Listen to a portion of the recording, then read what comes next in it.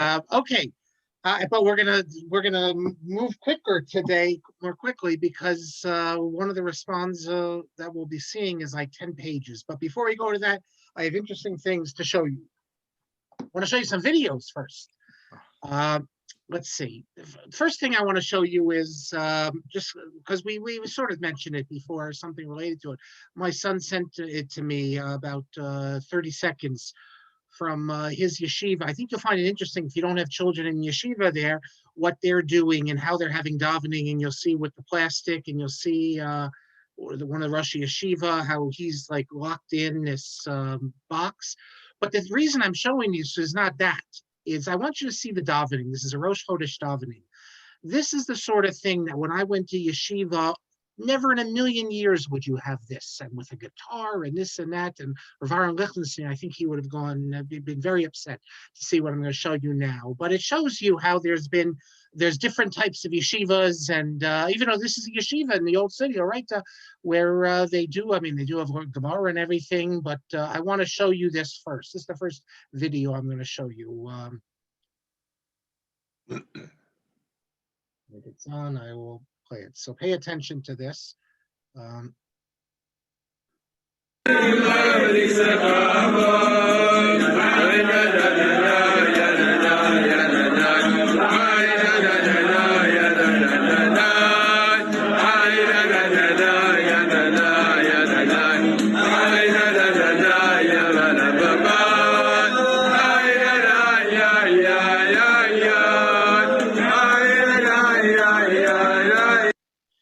So I think that's quite interesting. That's a Rosh Chodesh davening with a guitar. As I said, when I was in yeshiva, no one in a million years would have thought that that's considered appropriate.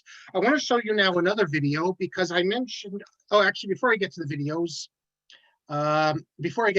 I listened to this morning to the class last week. We spoke about Shmuel Ashkenazi. I forgot to mention the thing that he's most known for. Many of you probably know this. Here you go. The Otzer Rashi Tevos. Everyone has this book. It's by Shmuel Ashkenazi, Dov Yardain. So every time you need to know a strange abbreviation, you pull it up here. He's also known because he's the editor of this work, Haggadah Shlema. Anyone who's interested in serious investigation of Pesach, the Seder, has to look at the Haggadah Shlema. And you see right on the very first page, it tells you Ba'arichat Shmuel Ashkenazi. So that's that. Oh, okay. Two more things I want to show you. Actually, one here. Let me pull up the screens. Let me get my screens here for you. Okay, in terms of videos, I want to show you. A lot of videos. Okay, first thing I think you'll find it interesting, because I also mentioned this. If you're looking for something to watch, there's this guy, Peter Santinello. He goes all over the world, and he just exposes his people. You see there's hundreds of thousands of views to all different cultures. Ukraine, Pakistan. He did about 13 sessions with the Hasidim. And it's really very interesting. And if you read the comments, it's unbelievable, all the positive, the Kiddush Hashem that Peter is making, because all these people writing saying, I never knew anything about the Hasidim, I thought were bad things. And but what I found significant is that he actually goes to a Friday night dinner, and the family says that, it was complicated. We had to get a permission from the rabbis, I think they say, to let us film this. So he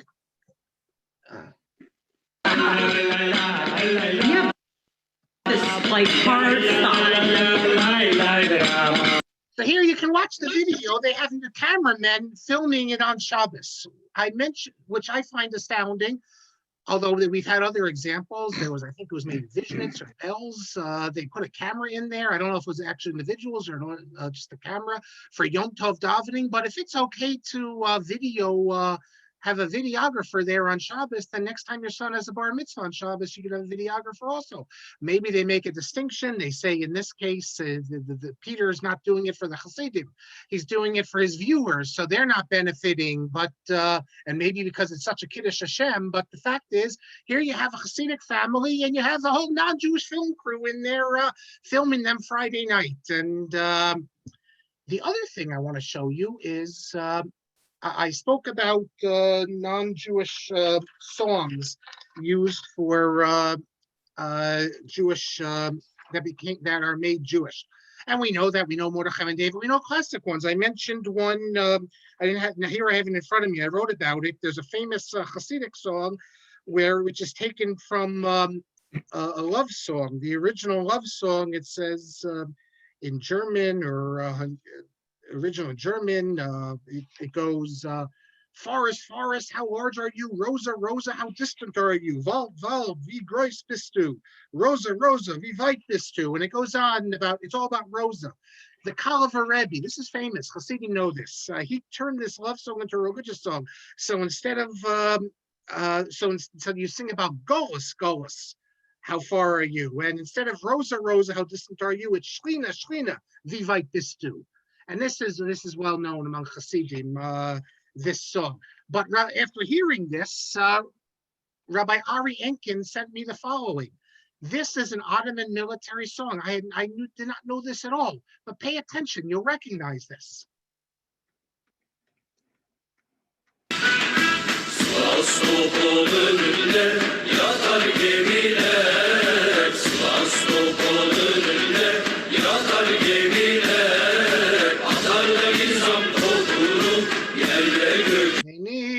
Now, I don't know where this comes. Maybe it comes through Hungary because that was under Ottoman control. Maybe it's from Eretz Yisrael when we got it. Maybe it's a Sephardic tune.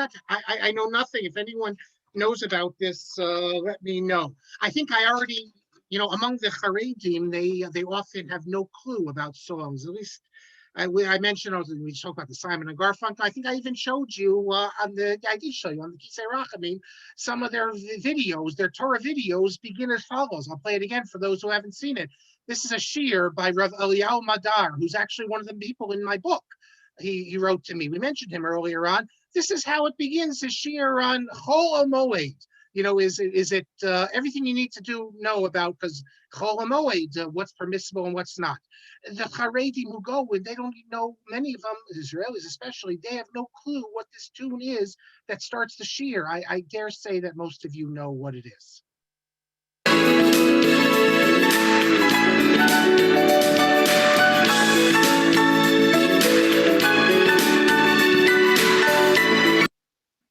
נתיר כל מיני דברים שיתו בחול המועד, ודאי שלא. You might say it's a little crazy, put the Torah with that, but then what can I say? Okay, we have a couple minutes. I said to you last class, and I'm going to get Baruch, I'm going to get to, I promise, believe it, I'll get to the thing I wanted to show you about Yaakov. I want to show you one more thing before we get to that, though. I said last class, I was talking about Madrid, and I want to show you something I think you'll also find very interesting. Let me get rid of this, so I don't get confused later on. What can you eat in Madrid that we can't eat in America? So I walk into the butcher shop there in Madrid, and there's a sign on the wall that on the butcher shop that, hold on, let me get it for you, that the meat there, they have, it's done Nikkur, and it's a smicha from Eretz Yisrael. So what is Nikkur? Nikkur actually there's an English word for it. The English word is called porge. This is a word in the English language, but it only means Jewish thing. It means to make a slaughtered animal ceremonial clean by removal of the forbidden fat, etc. This goes back to 19th century in England. You can look up in a dictionary. This is actually a real word, a Scrabble word you can use as porge, but it only means this Jewish thing that, so people assume that you can't eat the hindquarters. Like, I don't know much about beef, maybe some of you, but I know, for example, here you have the tenderloin, the sirloin, the top sirloin, and people assume you can't eat it. It's not true. You can eat it, but you have to remove the forbidden fats. Now, in America, we generally don't do that. although, and some people actually think it's a minhag not to. It's not. You can read Rabbi Zivotofsky's article here. It's today. It's done. You can get the hindquarters in Eretz Yisrael. Ramosha has a tshuva on it. He says when he was in Europe they had it. It's just that people don't do it because it's difficult and it's easy just to sell it to the non-Jews. But Ramosha is clear in his tshuva. If you want to eat it, you can eat it. And as I said, the Rabbanut in Israel, El Gaucho, I had it when I was there. So it used to be you couldn't get it in America. You'd have to go to Madrid or Israel. But I was just looking before. I saw a Chabad site. It says technically filet mignon is as kosher as any other cut of meat. And it explains, though, that it's Nikkur is not so simple. But he says, I believe most slaughterhouses sell the hindquarters of the cattle to non-kosher butchers, but it does exist. And actually, it's a new trend. I know of two places, at least two. So, for example, there's one place in the New York area called Bisra Kosher, and you can get all the good stuff. Can't get rid of that thing. All the good stuff you want. Who does it? His name is Avidan Elkin. He teaches at YU. It's under the Hashgacha of Rabbi Ben Chaim, and he also is on the Beis Din of Elizabeth, and he writes Gittin there. And then there's another place. It's expensive. Look what this charges, the beef tenderloin. It's expensive. But there's also a place in Philadelphia called King of Filet. It's under this is who it's under. Rav Abergel, his son is Elchanan. He's the rabbi in Philadelphia. His father's on the Beis Din of Jerusalem. And I guess this is a Chabad guy. That's a Chabad name. So you can read all about on the website about and you can order if you're interested, if you're a real meat person and you want to get your tenderloin or sirloin, there it is. The final thing I want to do before we begin, and they'll ship it to you also. The final thing I want to do is, let me get rid of this, is I told you I would share something with you that I think you'll find of interest about Yaakov and Leah. We were speaking a good deal about it. So here we go. How is it? The question is, how is it that Yaakov didn't know who it was with him on the wedding night? Already, by the way, Josephus mentions that he was drunk. Now, there was an article that appeared a number of years ago in this journal. It's actually an academic journal called Vidas Testamentum, but it's in line with, we'll see the Meforshim in a second. But he wants to argue, and he does things I've never thought of before, that there's actually, you can perhaps derive proofs that was the case from the Psukim itself. If you look in the Pasuk in Parak, are we here, in 29, when it speaks of what does Lavan say to him? Hold on. In verse 26, Lavan says when he wakes up, when Yaakov wakes up and sees Leah, he says, "We didn't do it in our place that to give the Hatzeira lifnei habachira, to give the younger before the older." Now, these two words, Tzeira and Bechira, only appear together in the feminine one other time. And that's earlier on in with the story of Lavan, not Lavan, of Lot. And if you look in verse 33, well, verse 31 first, you have Habachira and the Tzeira, and that's also a similar case. It's a case of sexual relations where a person doesn't really know what's going on. So the author wants to argue that this is the hint to what's going on here. And further, and that you won't find in any of the traditional commentaries. But then he starts pointing out the word mishta. What's the whole business with the mishta? If you look going back in 29, in verse 22, it says that Lavan gathered all his people and made a mishta. What is a mishta? Well, if you look in the Sifsei Chachamim on the Pasuk, he tells you Dasakanim Balei Tosafos. It mentions that Lavan is known as a Ramai, trying to be fraudulent. Why? Because he wanted L'Shakeres Yaakov Bayayin in order to trick him. So he wanted to get him drunk. Now, what is a Mishnah? If you look in Perek Yotes, in that the very chapter I mentioned with Lot in the commentary of the Sforno in Yotes Gimel, it says, what is a Mishnah? Kviya Suda al Hayayin. That the definition of Mishnah means with wine. So all these things, it's possible that that could be the pshat, that there was a Mishnah, and maybe Yaakov, everything wasn't so clear. Perhaps, because al pi pshat, it's hard to figure out what's going on there. One final comment about Mishnah before we begin. In this sefer, which I just got from Rabbi Yaakov Koppel Schwartz, who we were speaking about already a couple weeks ago. And I told you he has, for a Satmar Chassid, he has some very interesting insights. In volume 5 of Likutei Diburim on page 58 and 59, he asks a very interesting question. Why on Purim do we have a Mishnah, a feast? And why on Hanukkah did the Chazal make a decree, Lahodos Halel, and not to have a Mishnah? People like to get together on Hanukkah, but there's no Indian of a Mishnah on Hanukkah, but like we do have on Purim. Instead, we have special prayers.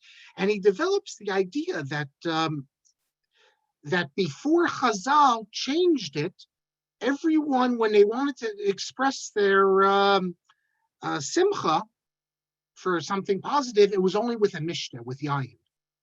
And Mordechai and Esther established it this way because that's what the people did.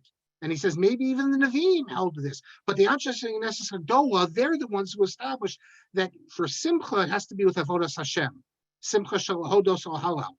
And very interesting how he speaks about how a Mishnah, how our feelings of joy were transferred to prayer and mitzvah as opposed to Mishnah. It's like the Breslovers sing Simcha, mitzvah gadol lios b'simcha. It's a great mitzvah to be sameach. And what did the Revel Soloveitchik say? Not mitzvah gadol lios b'simcha, but simcha gadol lios b'mitzvah. It's where we feel great joy when we're in a mitzvah, not that it's a great mitzvah to be in joy. Okay, everyone. Let us now go on. We are continuing in the Sefer.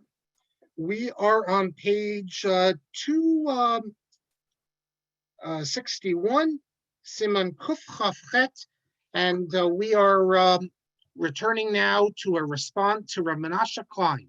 Let me get a picture of him again because this will be the last time we see Rav Menashe Klein in our Tshuvot. Here he is. We've spoken a good deal about him. This tshuva, which we're going to see, it is not included in his Mishnah Halachot. I think the reason it's not included, unfortunately, I have to say, is because it deals with Rav Kook and an idea from Rav Kook. I think that's the reason that there's no mention. I checked online. There's no mention of Rav Kook in Rav Menashe Klein's Sfarim. He mentions Mosada Rav Kook when he quotes Rambam, but he won't mention Rav Kook. I think that's the reason. We spoke about Rav Menashe Klein. I told you how impressed I am.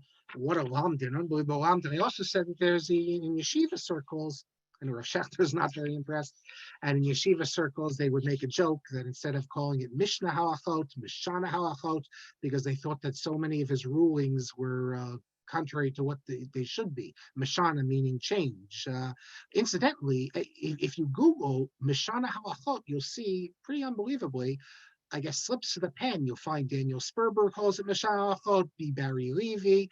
I don't know what they were thinking that they wrote it, but that you'll see in their books. But the phrase Mishnah Mishana goes all the way back to Rameir Abulafia of Toledo.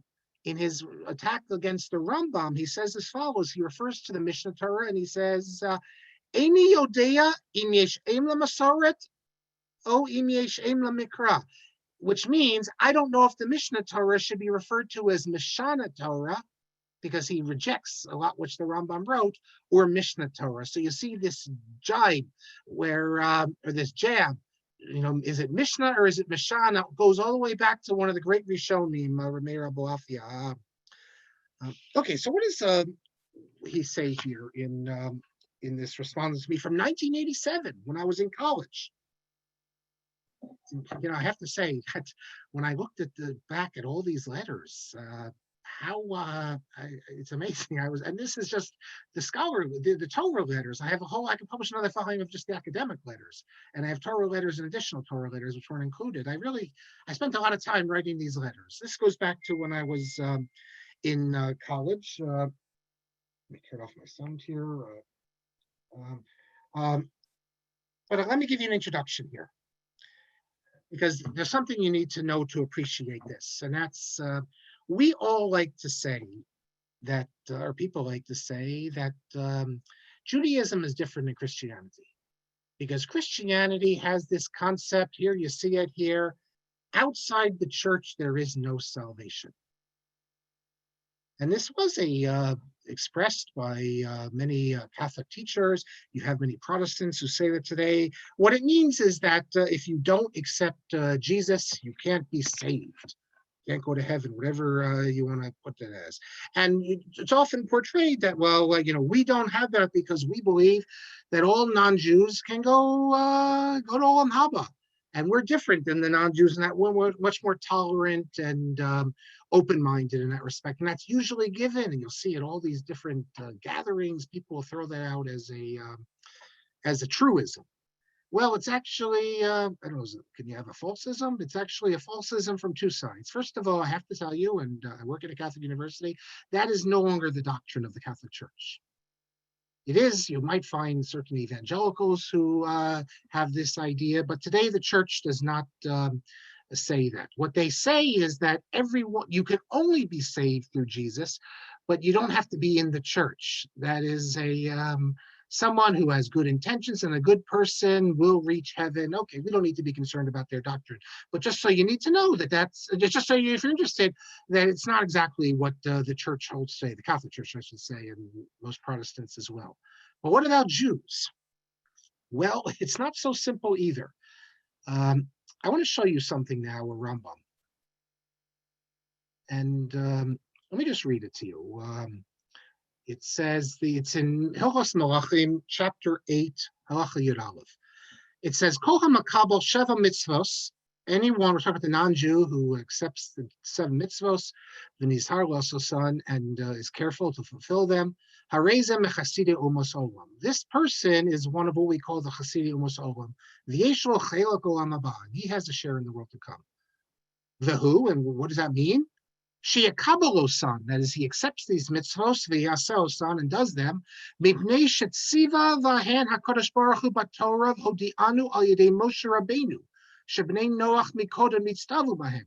But only if the non-Jew does these Sheva mitzvos, not because he's a good person or just as a moral person, but he only does it because God commanded this in the Torah and told Moshe Rabbeinu that non-Jews are obligated in this. But if he did it simply because he concluded, natural law or whatever, he concluded this is the good way to live, which is pretty much every non-Jew, they're not doing it because of the Torah, they're not Noahides, you only have a few of those in the world. If you just do it because you think it's the proper way to live, this person is not regarded as a ger toshav, it is not regarded as one of the chasidim umos olam, and is not even regarded as a chacham, one of the wise men, meaning that he has no share in the world to come. This is a bit of a shocking passage for people who don't know, because it basically, you have here the Rambam saying the exact parallel to what we just saw was the old Catholic doctrine. Outside the church, there is no salvation. Pretty much the same thing. This is the subject, incidentally, of an article, famous article by the late Stephen Schwarzschild, Do Noahides Have to Believe in Revelation? He says it's a passage in dispute between Maimonides, Spinoza, Mendelssohn, and Hermann Cohen. What's the story with Mendelssohn? It's because Mendelssohn was so upset with this passage that he wrote to Rav Yaakov Emden. He said, this is unfair. What if the people who live on these islands who never heard of the Torah? And Rav Yaakov Emden basically upholds what the Rambam says. The Kesef Mishnah on the spot, he doesn't know where the Rambam gets this. He thinks it's his own idea, although he thinks it makes sense.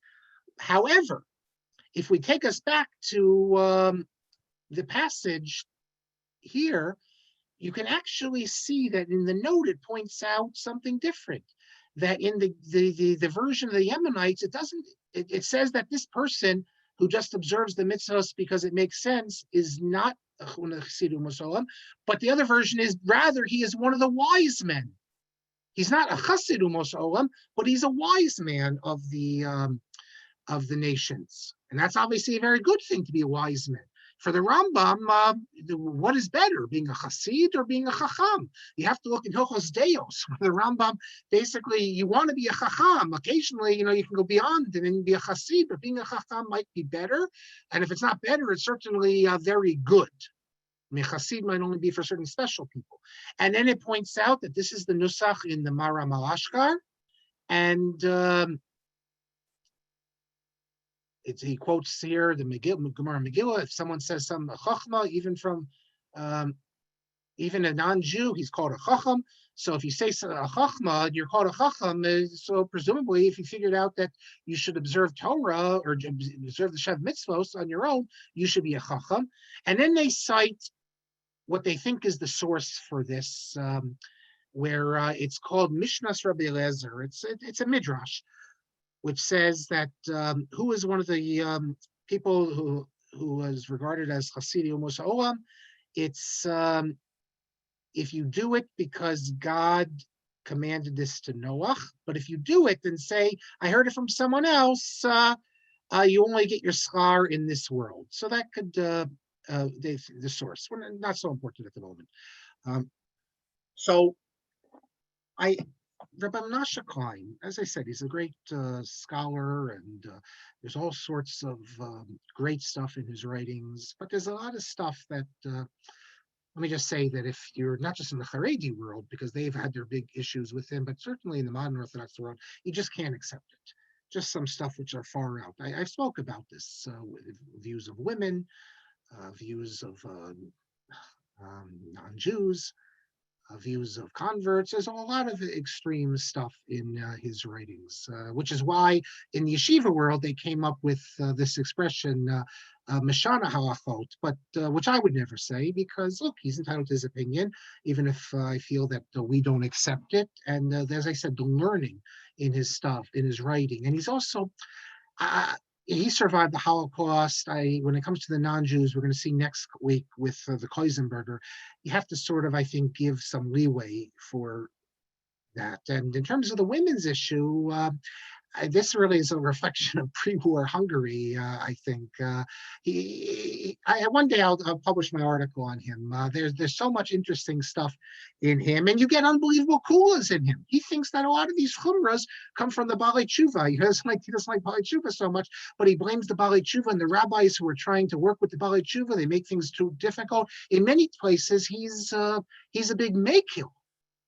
And he doesn't like the new orthodoxy that has popped up after the war, because he says, who ever heard of this in Europe? So there's a lot to say about Menashe Klein. Someone could really do a whole doctoral dissertation on him. But one of the things that is troubling, at least to me, is that throughout his writings, he's always saying that every non-Jew basically has no share in the world to come. Why? Because the Rambam. He goes, there's no non-Jews who ever observed mitzvot because they were commanded, and the Rambam says, therefore, you have no share in the world to come. So basically, they're all Rishayim. The whole world is Rishayim. It's who wants to go through life when every single person's a Russia, and you can't deal with pious people who are not of your religion, because we all know they're pious people who are of a different religion. They don't have the complete truth, but they have certain truths. But the sort of Menashe says some of the stuff he says is really, really extreme. Okay, so why did I write to him? I wrote to him because he's always citing this Rambam, and I say, why are you citing this Rambam? It's pretty clear, I said, that this is not the correct Girsa. The correct Girsa is Ela Mechachmehem, not Velo Mechachmehem. And I cite the Yemenite text, and the Yemenites have excellent Girsal. They're the best of all the Girsas. The Rambam for them was the authority, and generally you look in the Yemenite text, the Girsa in everything is, they were very careful on it, and They just copied it without making changes. No, in Ashkenaz, for instance, the Ashkenazic rabbis, they would put their comments on the side. They would sometimes change the text. They changed the text so often, the Rabbeinu Tam had to do a chevrim, saying if you change the actual text as opposed to putting on the side, you're in chevrim. But not everyone listened to Rabbeinu Tam. So the Ammonite text, and also Maram al-Ashkar, and there's other sources that have this different girsa. So I cited the source that in Mishnah Rabbi Eliezer. So he begins as follows. He says to me, I want to make a comment to you that it's not our way to say that this text is a mistake. That's what I said. I said it's a mistake. Perhaps I shouldn't have said that, but I said that. He says, because we don't have prophecy. Who can say that it's a mistake? What I should have said is it appears much more likely. If I'm not mistaken, Fa'ur supports this Menashe Klein's text, but all the other scholars and everyone assumes that it's not correct. And he says that what you should say is there's another version of it. But still, he never granted. But so then from Menashe Klein, I'd expect him to say, though, why does he make such a big deal about this text that he has when we have so many other texts that seem to make a lot more sense? Look, is Aristotle, and Rambam writes about Aristotle that he didn't know Torah, but he reached great heights in understanding. Are we going to say that he's just another Russia? It doesn't really make sense. We'll see what Zeus says in a minute. And then he said, and I sent him Rav Kook. Rav Kook has a letter. It's in the Igros Rav Kook, volume 1, page 99 to 100, where Rav Kook says that, of course, the correct girsa is Ela Mechachmehem. And Rav Kook develops the idea that a Chacham is greater than a Chassid. And that when we say that a Chassidi Umas Olam have a share in the world to come, that's the lower level, because the Chachamim, they are able intellectually to figure out on their own the best way to live. The Chassidi Umas Olam, they only do it because they're told. It's what Kant would call heteronomy. Whereas the others, it's autonomy. They've on their own figured out that this is the right way to live. It shows that they've reached an amazing height. It's like we say about Avram Avinu, that he did certain mitzvos. He was able to figure this out. It shows an incredible development of whether because we usually assume he figured it out on his own. He wasn't told through Nevuah. Then on his own, he understood that that's the way to fulfill God's will, even though he wasn't commanded. And Rav Kook says that these people who were able to figure out on their own, for example, that you shouldn't kill and you shouldn't steal, that's on a higher level than those who just accepted this because this is what God says to do. And by the way, the Rambam himself says this. The Rambam says that when he has a problem here, because there's one place where the sages say you're not supposed to say that you're supposed to say, for example, about certain sins. He says, I want to do it, but the Torah says I can't. It's like you're not supposed to say I hate kosher food. You're supposed to say no, non-kosher food. No, non-kosher food tastes good. It's just that we're commanded not to. On the other hand, the Rambam says that wait, doesn't this contradict what you're going to say? That I wish I could kill this person, but I'm not going to because the Torah says not to, or I really want to commit adultery, but I'm not going to because the Torah says, or rape this person.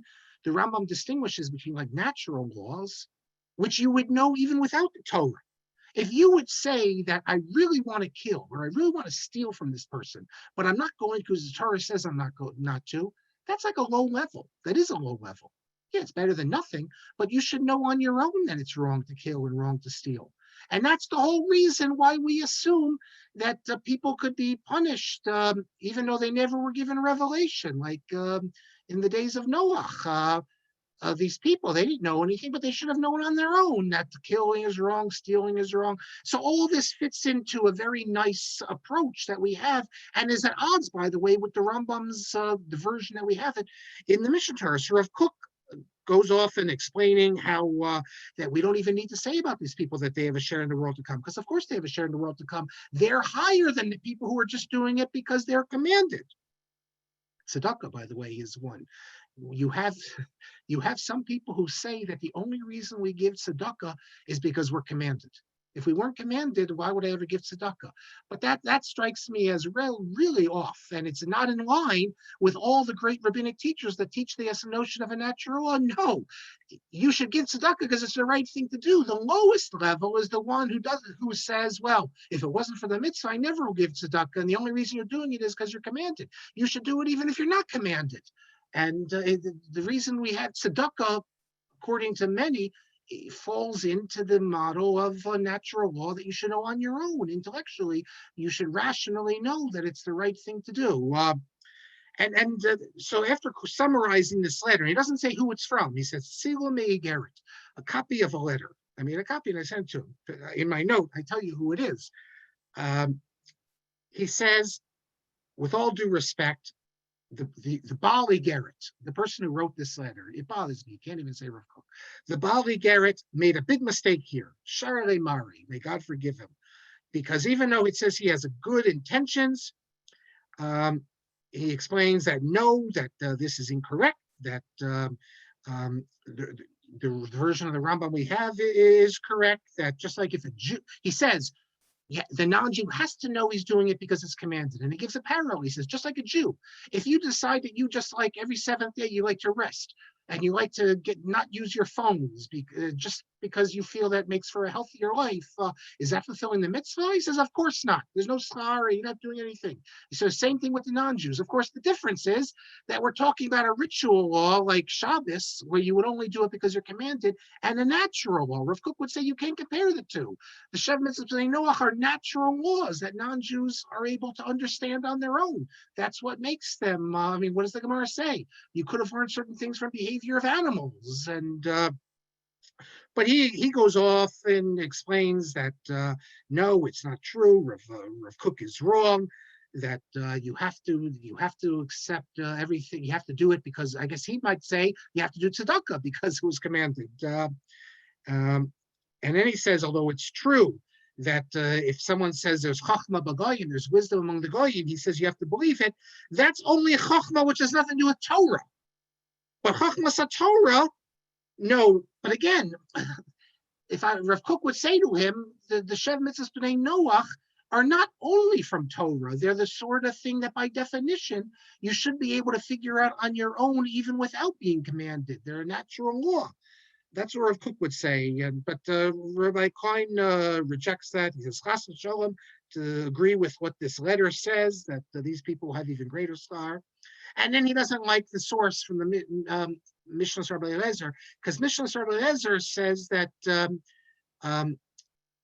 the idea is that you have to, you accept that it comes, Chasidu Musa Olam is when it comes from Noach, whereas the Rambam says from Moshe. So I don't really have a source for the Rambam per se. So there you see Rav Menashe Klein with a really very particularistic, exclusivist view, rejecting not just Rav Kook, but this whole tradition of seeing the Rambam, not saying that the person who observes the Shev mitzvos because on his own intellect, not because they're commanded, is not one of the Chasidei Umasom. He's not even one of the Chachamim. So there's more in this letter, another point, but I want to make a detour now because Rabbi Mazuz, who I don't know how many of you knew anything about Rabbi Mazuz, before we started these classes, we're going to have more to say about him in future classes. When I sent him the copy of the book, he gives us Saturday night shiur. And then the shiur is published as weekly thing. They print about 100,000 copies in Israel. It's the largest weekly shiur in terms of distribution in the world. They even had it in Jerba when I was there printed out. But believe it or not, he dealt with this letter from Menashe Klein in his evening shiur. So I'll tell you what he says. But before I do that, hold on a second. Yes, before I do that, I want to play you what he says. You can actually see it. It's on YouTube. And you'll see it's a very hard Hebrew to understand, an Arabic sort of Hebrew. And now you have to listen carefully to what he says. He says something about me, which is incorrect, but you're going to derive something interesting from it. So I'll share my screen with you, and I'll explain to you what he says if you can't understand it, because it's not the easiest Hebrew. So this is from November 30th of 2019. So the book came out in August of 2019. I sent it to him. So just pay attention to what he says, and then I'll summarize it for you. He was speaking about this Rambam. And he was arguing that the only correct girsa is the one Ela mechachmehem, that if you do the mitzvos, Shem mitzvos b'nei Noach, because of your own intellect, you're not chasidus olam, but you're one of the chachmei umos olam. So listen carefully here. קשקשים. אבל ישנו ספר בדורנו שחבר אותו חכם אחד שהוא מנהל בית מדרש הרבנים באמריקה. אבל הוא ירא שמיים. הוא התכתב עם כל חכמי הדור. כל מיני שאלות שאלו. הוא תלמיד חכם. פרופסור הוא תלמיד חכם. אפשר להיות פתח הסלע התיכונה. פתח ראשי תיבות. פרופסור תלמיד חכם. שמו של הספר איגרות מלכי רבנן. מביא כמה מכתבים. ונאמר מכתב מהרב מנשה קליין. נדמה לי זה מחבר ספר משני הלכות, משניות מנשה. נדמה לי שהוא נפטר. כתב לו שמה, אל תאמר שגרסה ישנה טעות. תאמר, יש גורסים אלא. וכתבי תימני גם כן כתוב אלא. אבל מה גרסה טעות? אחרי שנתזרחה בספרים, אין מה לעשות. חילה מכבודו. אם היית רואה רבי זלמן בלי שיש לו שום ספר, לא מרם לשקר ולא כתבי תימני, ודאי שלא ראה אותה. אבל מהשכל פשוט מאוד, אחרי הדעת, אי אפשר לומר, מי שחוצה אחרי הדעת, לא מחסידים את העולם ולא מחכמים, אז מה הוא? בהמה בשורת אדם? אלא מחכמים, אין סבך לדבר הזה. מה הספקות האלה? אין אפשר דבר פשוט, ברור, אמיתי. מתעקש, לא, אני מתעקש. Okay, so a couple of things. First, before I get to the interesting point, he says this doesn't make any sense.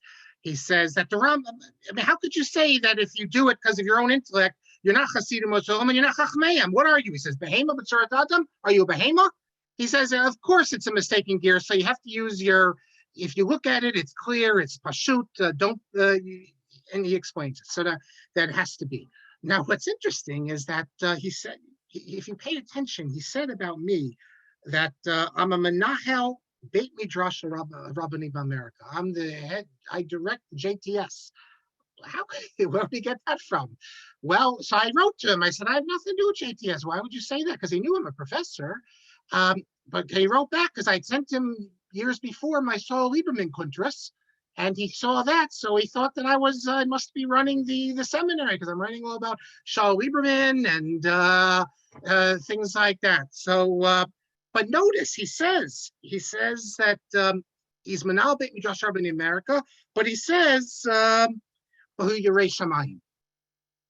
So at the time he thought that I was working for the conservatives, but he says I'm still a Yerei Shamayim. This gets us to the old dispute about Lieberman, which when we finish these classes, I'm going to do the Shaul Lieberman, 2 classes, a whole history of Shaul Lieberman. Some Gedolim related to Shaul Lieberman, like he was one of the Gedolei Yisrael, a Talmud Chacham, a Yerei Shamayim. Others wanted, like Ron Kohler, wanted nothing to do with him. So here you see Rebbe Mazuz, because at this time, he thought that I was involved with the seminary, but he still has no problem quoting me and saying that I'm Yerei Shamayim, but that's interesting. Now, what's this thing about Patach? I'll show you this, because this is cute. You have to know Tanakh Baal Peh. I have to look it up and everything. He says, he quotes the Pasuk. You see this here in Pasuk Chet, Petach. I think it just came to him. He knows all of Tanakh backwards and forwards. Came to us about Petach. He says, Petach Atzela Tichona. That's the door for the lowest row of chambers. So he said, Professor Talmud Chacham, Petach. And then he calls it Petach or whatever. I'm not saying I'm a Talmud Chacham. He wants to say it. Okay, I'll take it. But the funny thing is that this has now become a joke among friends of mine.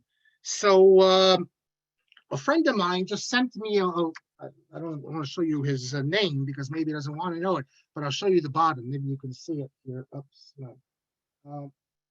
Well, okay, whatever. He writes to me, Matana lechlod yedidi hayakar petach tough squiggly marks chet.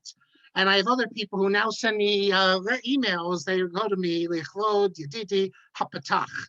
So this has become a big joke that in our little world, especially among the Rav Mazuz people, I'm known as Patach. So I guess that could be on my matzeva. You can call me Patach. There's worse things to be called. Incidentally, just so you don't think that he doesn't, he does, I'll show you where he mentions me by name, just so you know, I'm not under any sort of chayrim or anything. Here is just a couple of months ago, I'll show you. By the way, they start the weekly shiur with this Arabic music, the old Arabic music.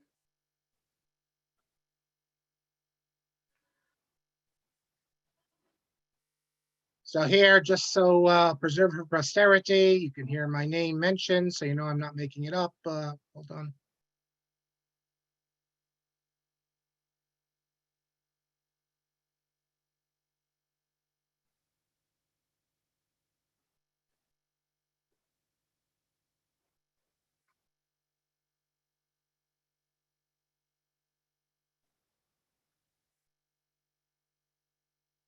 Hold on.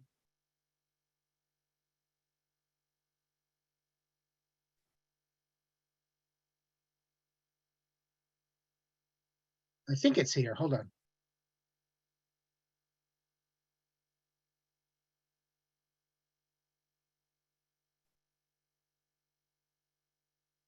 Okay, I can't see it now. So whatever. I thought it was at minute 42. No, actually, no, it's not.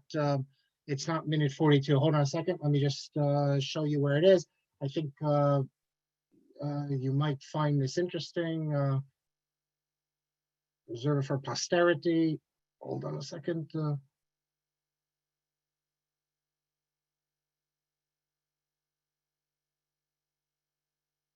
Okay, let me just show you quickly.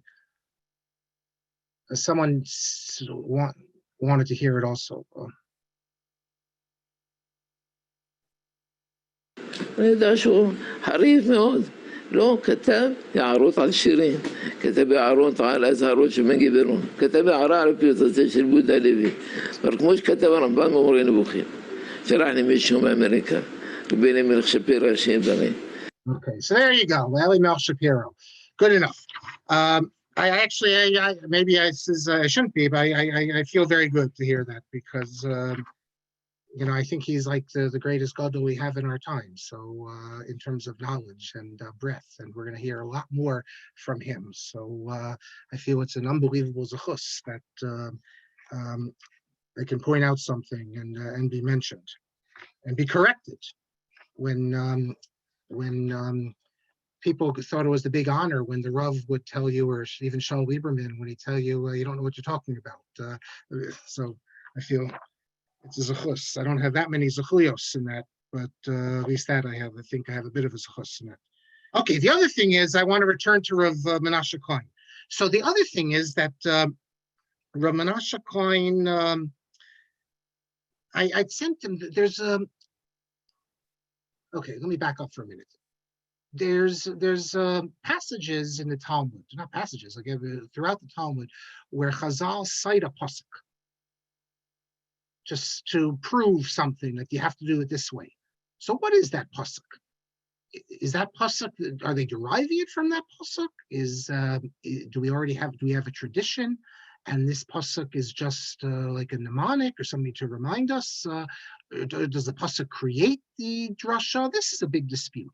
The Rambam says that we have a tradition, an oral tradition on all these things, or pretty much all these things, or many of these things, and the pasuk is just like a mnemonic device. That is, they're not really deriving that you do X or Y because the pasuk. No, we know it from tradition. This is what you do. The pasuk is just being cited as like to help you memorize it, a siman or something like that. But the halacha doesn't derive from the pasuk. This is a problematic position for many because if you look in the Gemara, it does certainly seem as if they're deriving it from the psukim. The Ritva in his commentary on Rosh Hashanah, he says that what we call the asmakhta from a pasuk, what it is that when a Torah is given, it has the ability to be derived. That is, it's already in the Torah, in potentia, I should say, latent, that this is the meaning. But Chazal have the authority whether to darshan it or not. Shalom kavua kasuv chova umasru chachamim. But the sages have the ability to derive it if they want. And then what does the Ritva say? That this is boror MS, and not like those, not like different asmakhtos, not like those who explain asmakhta, shehu k'derech siman. That it's just like a mnemonic device or a sign, but it doesn't actually, it's not really essential to the commandments. Shachoshev kain hu das minus, because if you say that, it's a position of heresy. Well, the Rambam says that. So Ramanasha Klein was speaking about it and talking about how the Ritva, and most people assume that the Ritva is attacking the Rambam and saying it's a heretical position. By the way, the Ritva doesn't think that the Rambam's a heretic. This is also important. Among the Rishonim, it's not uncommon for one to say about another that it's a heretical position. We spoke about the Rambam. They say about the Rambam's views, it's heretical views. The Ramban says about the Rambam's views, about certain, one in particular, that certain biblical events happen in dreams, that you can't believe this. That doesn't mean that they think, the Ritva doesn't think the Rambam's a heretic. Just because you believe in heretical view doesn't make you a heretic. It's a good position, I think, for our day also. You might find someone who has a position, a view that you think is heretical. It doesn't mean the person's a heretic. That's what the Ritva says. He says it's a das minus, but he doesn't, the Rambam thinks differently. He doesn't think that the Rambam's a heretic. The Rambam holds a view that he thinks is heretical. What I sent Rabbi Klein is that there was a great gadol. His name was Meshulam Roth. Because he was Mizrahi, people don't know that much about him. But had he been a good, they would have made him the Gadol Dor. He was really an unbelievably towering figure in Meshulam Roth. He wrote responsa called Kol Mavasser. Of course, he has Zionistic type stuff in his tshuva, but he has a kuntras in which he discusses the certain matters, and he deals with this Ritva, and he says this Ritva couldn't have been referring to the Rambam. The Rambam's position, he didn't know about it because it was in the Perusha Mishnah, and he didn't have the Hebrew translation. He says it's impossible to imagine that he would have said it about the Rambam. There's other people who could have had this position, Ibn Ezra, others. Rabbi Klein, and I agree with Rabbi Klein, by the way, in this. He says he doesn't see that this is necessarily true.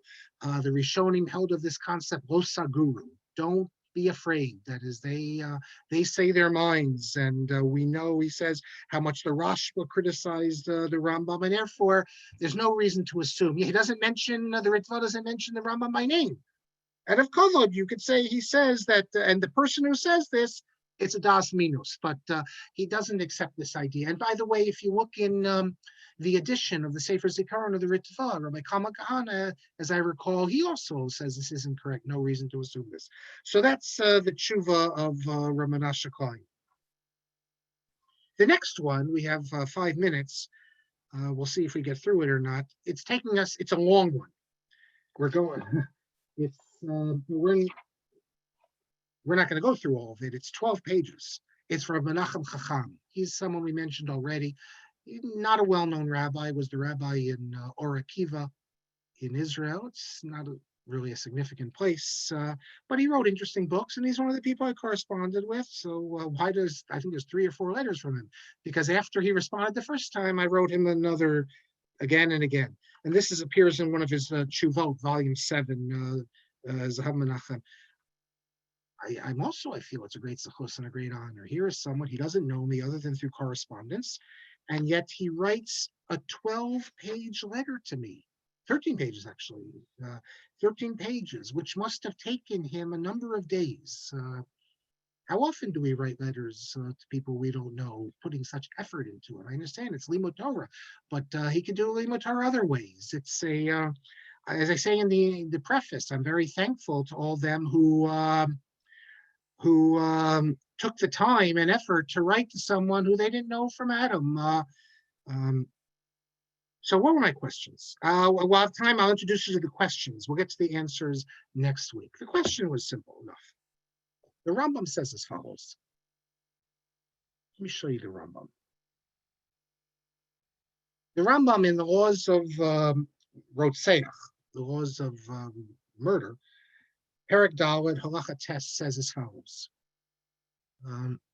Although there are other sins that are more serious than murder, they do not present as serious a danger to society as murder does, even idol worship. And needless to say, incest or violation of the Sabbath. See, this is the Chabad translation, and they translate arayos as incest. That's not the correct translation. Arayos, incest is included in it, but so is adultery for the woman, or a man with a married woman. That's also included here. Generally, this is a good translation, by the way, but this is incorrect, incest. Because you'd see this, you say incest, and then you say gilui arayos, it's not included. So he says even idol worship and needless to say, let's say sexual immorality or the violation of the Sabbath are not considered as severe as murder. For these sins involve man's relationship with God, while murder also involves man's relationship with his fellow man. So he's telling how bad murder is. Murder is worse than gilui arayos, and it's worse than and Shabbos, and it's worse than avodah zarah. But then, if that's the case, what does he mean when he says, although there are other sins that are more serious than murder? He says, you just told me that murder is worse than avodah zarah, gilui arayos, and shvichus damim. But you said in the previous paragraph that there are sins that are worse than murder. Let me show you. Let me read it to you. Exactly what he says. There are sins more serious than murder. They don't present as serious a danger to society as murder does. So what is it then? What's worse than murder? That was the question. The other question, since we just have 2 minutes, I'll tell you the other questions. The other questions are quick. We'll get into them as well. One's easy. Erasing God's name on like a computer. This is at the beginning of the computer era. You write God's name on your computer. Can you erase it or not? That's going to be a simple one. The next one is not so simple. We'll get back to it next week. Let's say psychologically, someone I gave it theoretical, but you can give any example. You need to smoke. The man says that if I don't smoke on Shabbos, I'm going to go out of my mind. I'm going to jump off the building. I'm going to kill myself. I need to smoke. It could be any other example of Machal Shabbos. Or is that permitted because of someone's psychological difficulty? Remember what we saw with the Lakewood Rosh Yeshiva. He was dealing with people who were addicted. I played it for you, the video, where he says, it doesn't matter if it's Shabbos, doesn't matter if Yom Kippur, if you need to call your sponsor, call your sponsor. You're allowed to be Machal Shabbos. Well, who says? Just because someone has a psychological issue, let's say I have a psychological issue, I feel I need to eat tarfus. There's a case in the Gemara that says a man, he needed to talk to this woman or he would die. And they say, no, we're not going to let the Benos Yisrael hefker. So we'll get into this answer. How much of a psychological danger to someone's self, even maybe danger to life, does that allow you then to violate Shabbos? If someone says that, I just can't take it anymore. I'm going crazy. I've been locked up all these months. I need to turn on the television tonight. It's Friday night. Right? When are you allowed, if at all? And as I said, but the main part of this responsum is going to be, what does the Rambam mean when he says that certain averos are worse than murder? If it's not the three big ones, what could be worse than murder? And so we'll get back to that next class. And I think also next class, we will finish this one. We're going to deal with the Koisenberger Rebbe, introduce you to a new figure, a very significant, very interesting figure who, especially when he went to Eretz Yisrael, but and also a terrible situation he had in the war. I'll tell you about his biography, and maybe that really can explain some of the difficult things he says. And then more good stuff. But we're up to page 264 now, and the book is 371 pages. So we still have time. Okay, I'm going to thank you all. Let me take the questions here, the chat.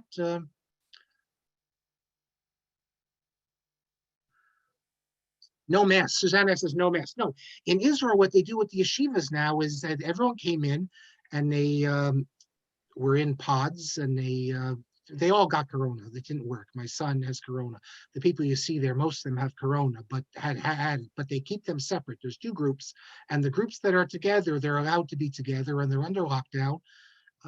So it's very unlikely that the few people who don't have it will get it, because they're with people who have it and no one's going out. But if you notice, one of the Rosh Yeshiva, the one playing the guitar, the Rosh Yeshiva plays the guitar, but he's in the box, and all the Rebbeim who come in, they're in these enclosed boxes that are enclosed on top also. When they first began the year, they were not enclosed on top, but everything's enclosed. So, but not the students. It's the best thing this year. The students who are in Israel this year and all the yeshivas, they're able to have.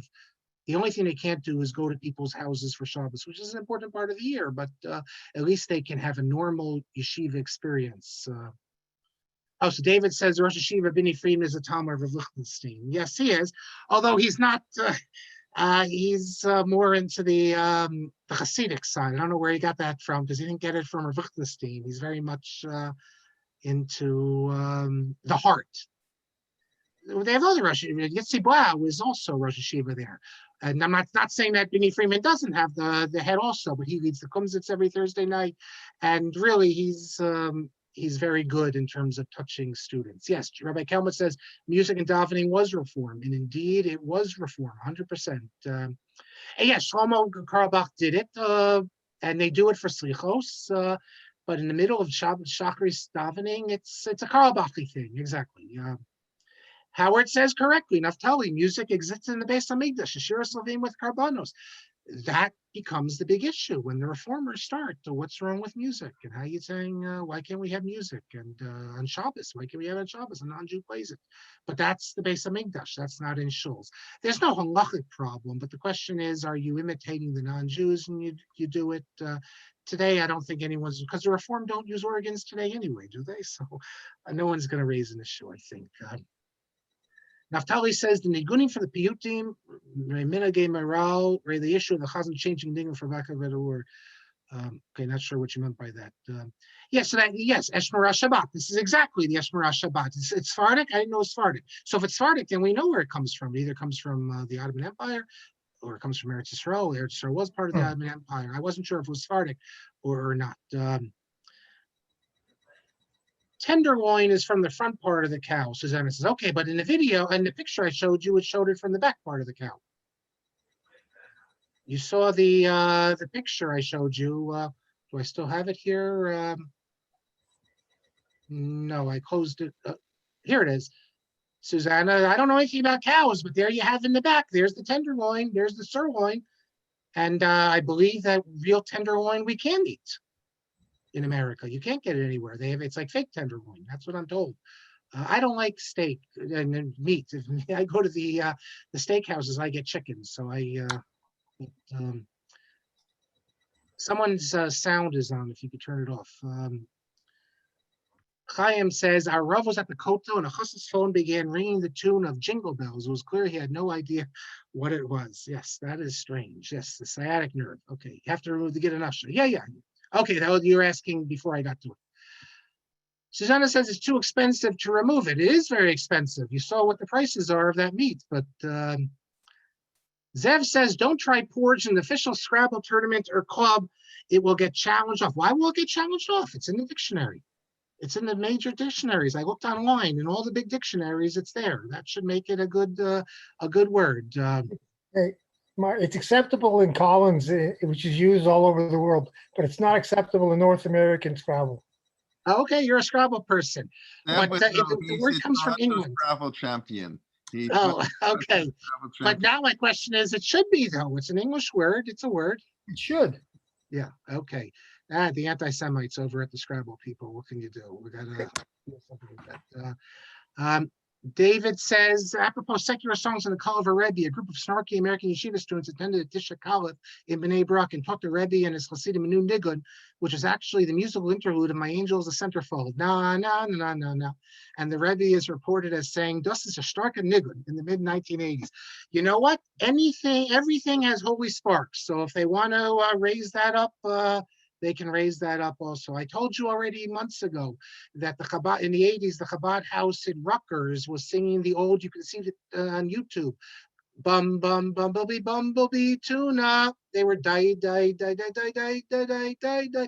the Chabad people, of course, had no idea what that was, but that was the Nikkur.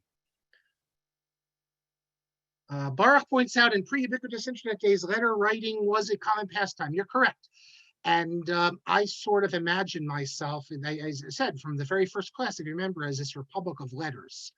And as a historian, if you've seen my Weinberg book, you know that it couldn't have been written the way it was, certainly not the last chapter, without all the letters. And I've published many letters, and much as my research is done with letters, I wonder what are future historians going to do?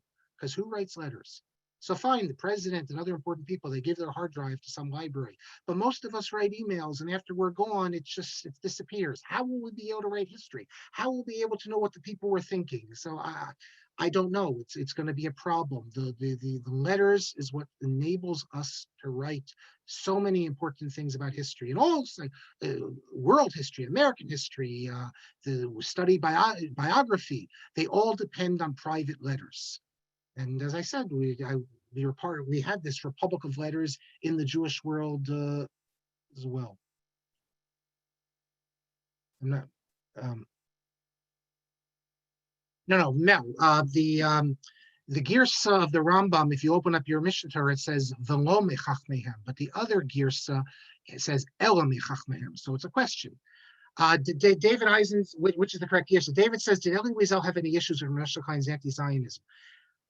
Elie Wiesel was together with Menashe Klein in Buchenwald, and later Menashe Klein was in Auschwitz. Also with Elie Wiesel. After the war, they took very different lessons. The issue isn't so much with the anti-Zionism. Menashe Klein's not an anti-Zionist. He took his lands for Kiryat Ungvar from the Zionists. He's like a non-Zionist. He's really not anti-Zionist in the sense you think of Satmar. But what was the lesson that Elie Wiesel took from the Holocaust? It's that with all this hate, we have to create love. And Elie Wiesel's entire life was about love. And yet, if in Kiryat Ungvar, the base medrash is named after Elie Wiesel's murdered family. I think in particular his father. And Elie Wiesel was a big financial backer of Menashe Klein.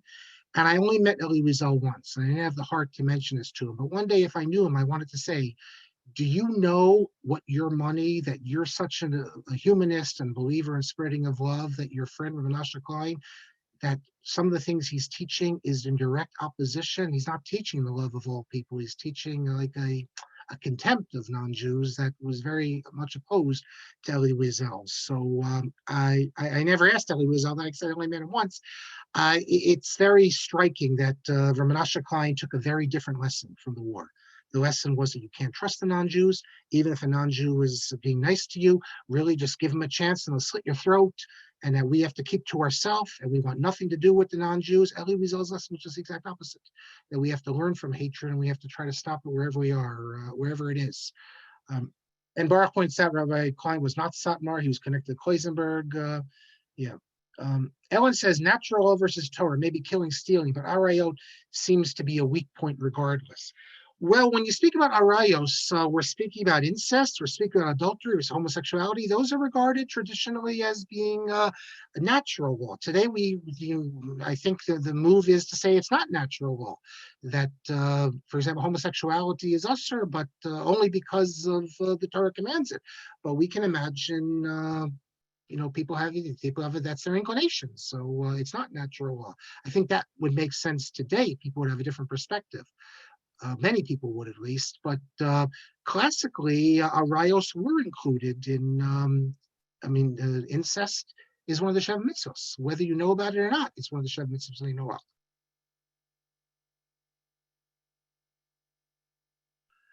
Rabbi Klein doesn't say that whether you don't know about it. He says that only if you do the things because of God, that you have a share in the world to come, but you still are sinning even if you never heard about the Torah, because they're natural.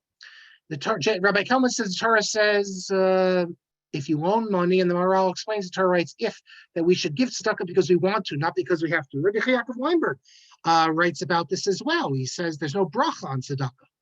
And he develops the notion that because it's supposed to come internally, we're supposed to want to do it, and not it's not a command.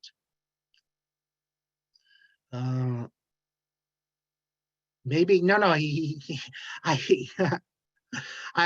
connection to YCT from years ago, but no, it's not YCT, believe me. And yeah, because I asked him, he thought that it was JTS. Why Manahal? I don't know.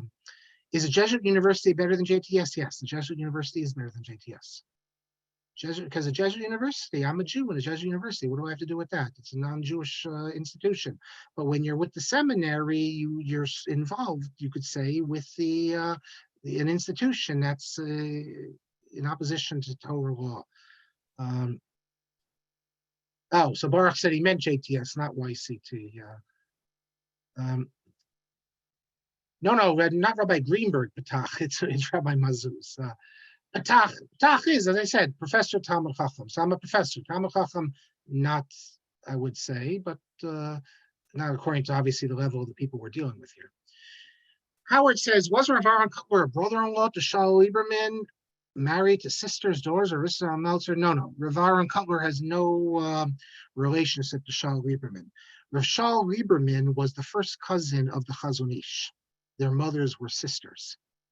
Rav Aaron Cutler was the son-in-law of Rav Israel Meltzer, but he was not Rav Shaul Lieberman and nothing to do with Rav Israel Meltzer. Rav Israel Meltzer had other Talmidei Chachamim who were sons-in-law.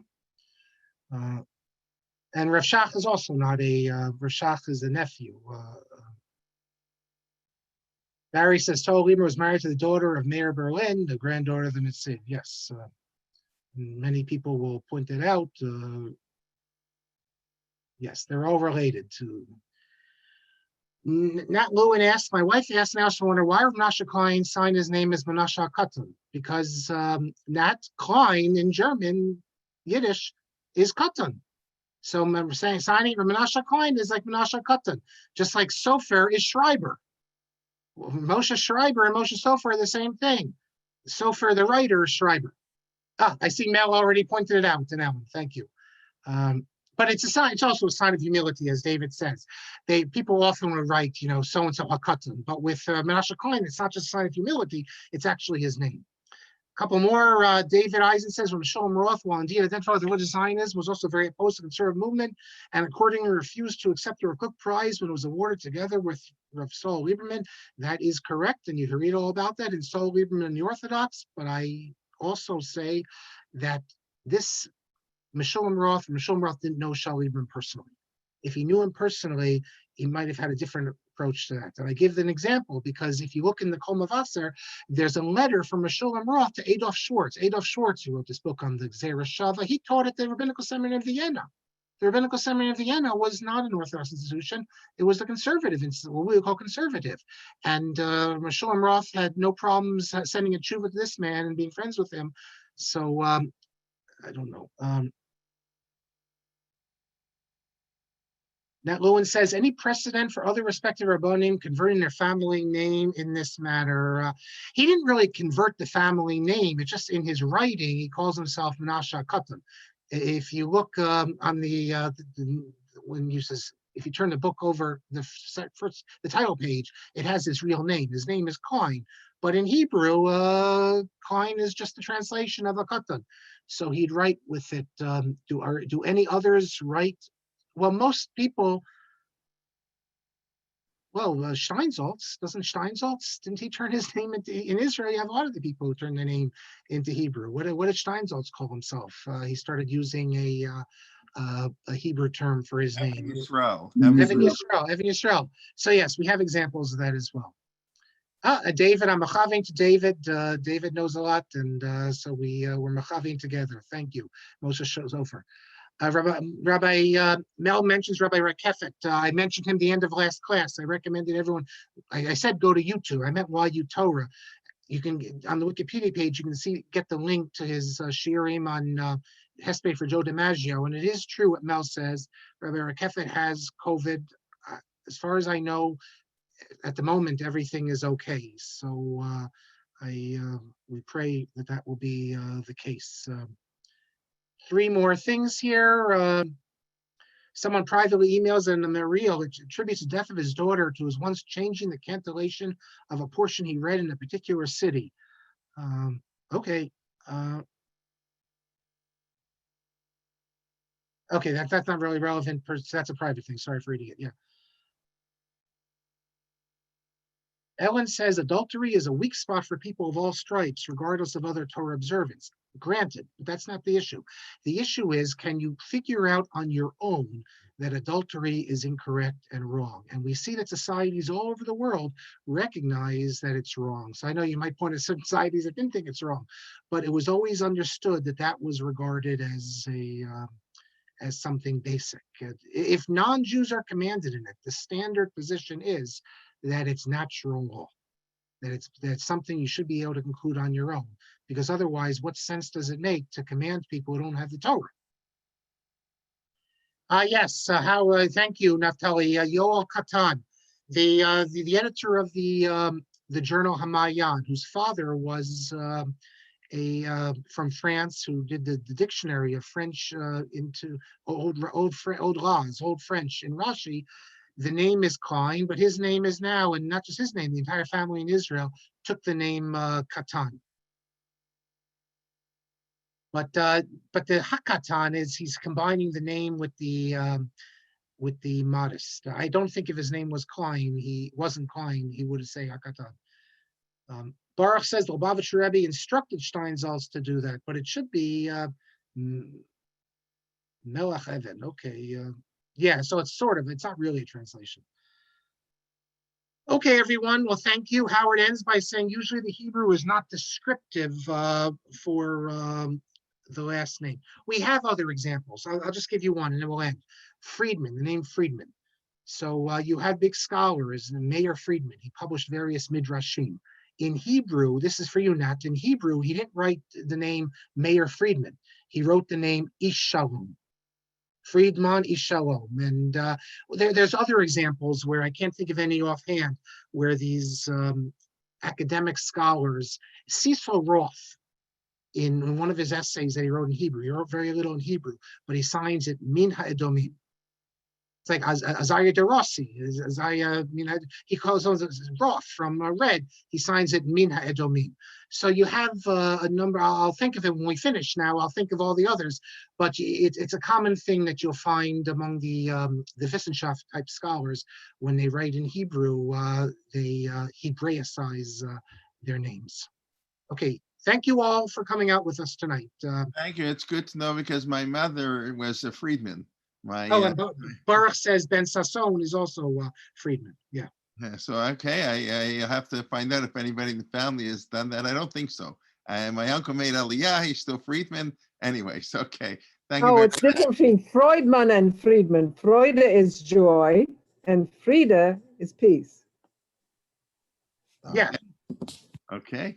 It's spelled in Hebrew is a whole other thing.